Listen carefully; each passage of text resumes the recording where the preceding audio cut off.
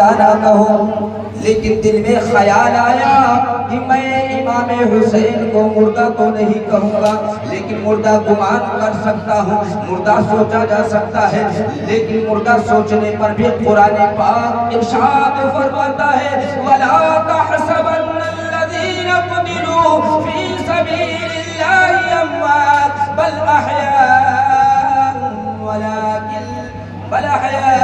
وَلَكِنْ لَا تَشْعُرُونَ، یعنی جو اللہ کے راہ میں قتل کیے جائے انہیں مردہ گمان بھی نہ کرو، نہ انہیں مردہ سوچا جا سکتا ہے، نہ انہیں مردہ کہا جا سکتا ہے۔ اب قرآن پاک نے ساری پابندی لگا دی ہے، لیکن اب اسی پر تھوڑی گفتگو ہو جائے۔ اب تھوڑی گفتگو کرنے کا مطلب میں آپ کو خونی میدان لے چلو، کربلا کے میدان میں لے چلو، امام حسین کی حقیقت کو بتا سکوں۔ وقت تو نہیں ہے کہ میں آپ کو ساری باتوں کو بتا سکوں، لیکن جہاں تک میری نظر جا رہی ہے، جہاں تک مجھے پتا چل رہا ہے، میں وہاں تک آپ کو بتانے کی ضرور کوشش کروں گا کہ جب حضرت امام حسین رضی اللہ تعالیٰ عنہ میدان کربلا میں گئے ہوئے تھے، میدان کربلا میں جانے کے بعد حضرت عباس علمبردار بھی شہید ہوئے ہیں، حضرت امام قاسم بھی شہید ہوئے ہیں۔ جب امام قاسم کا مقابلہ ہوتا ہے تو ان کے مقابلے میں بہت بڑا پہلوان تھا، ارسط نامی پہلوان تھا۔ ارسط نامی پہلوان 4 بیٹوں کے ساتھ میدان میں آیا تھا،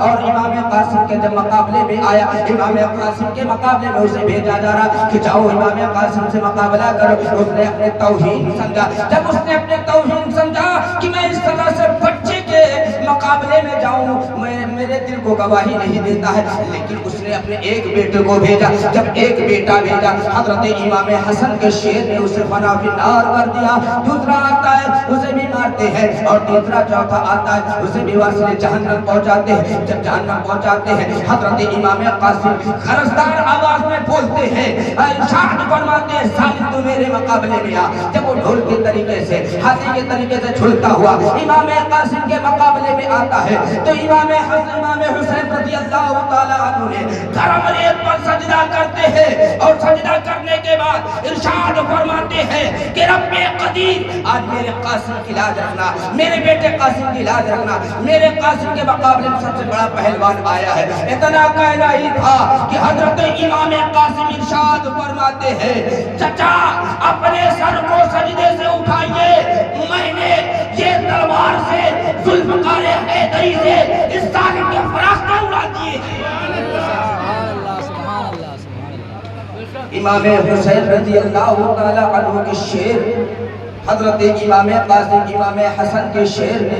اور آپ کو بتاؤ میدان کربلا میں کتنے لوگ تھے، اور کتنے لوگ ہونے کے بعد کتنے لوگ شہید ہوئے؟ تقریباً 83 یا 84 لوگ میدان کربلا میں تھے۔ آپ کو تاریخ کے حوالے سے بتا رہا ہوں، 83 یا 84 لوگ میدان کربلا میں تھے، اور جس میں 72 نفوس قدسیہ شہید ہوئے۔ اور جب امام قاسم رضی اللہ عنہ کے مقابلے میں جب وہ پہلوان مارا جاتا، واصل جہنم ہو جاتا ہے۔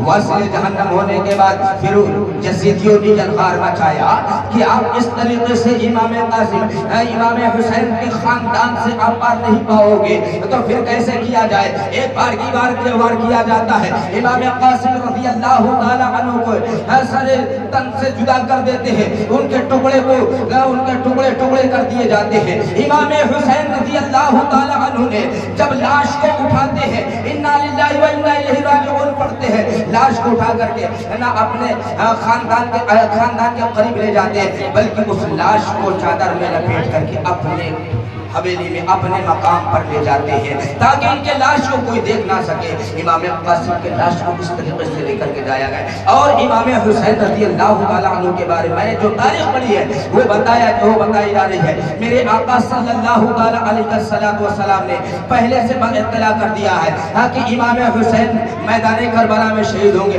1 مرتبہ نہیں، 2 مرتبہ نہیں، 3 مرتبہ میرے آقا امام حسین کے لیے میرے آقا صلی اللہ تعالیٰ علیہ وسلم ارشاد فرماتے ہیں، پہلے جب پیدا ہوتے ہیں تب میرے آقا نے اس کی دلیل پیش کی ہے، جب 6 مہینے کے ہوئے تب دلیل پیش کی ہے کہ میرے آقا امام حسین میدان کربلا میں شہید ہوں گے۔ جب تقریباً 4 سال کے ہوئے ہیں، جب حضرت امام حسین رضی اللہ تعالیٰ عنہ کے لیے میرے آقا صلی اللہ تعالیٰ علیہ وسلم ارشاد فرماتے ہے کہ یہ میدان کربلا میں شہید ہوگا، اور یہ سب کو پتا تھا، حضرت خاتون جنت کو پتا تھا کہ میرا بیٹا میدان کربلا میں شہید ہوگا، مولا کائنات کو معلوم تھا کہ میرا بیٹا میدان کربلا میں شہید ہوگا، امام حسن کو معلوم تھا کہ میرا بھائی میدان کربلا میں شہید ہوگا، اور تمام کے تمام صحابہ کرام کو معلوم تھا کہ امام حسین میدان کربلا میں شہید ہوگا، لیکن حضرت خاتون جنت نے دعا کیوں نہیں کی ہے؟ اور دعا کرتی کیا؟ دعا کیا کی ہے؟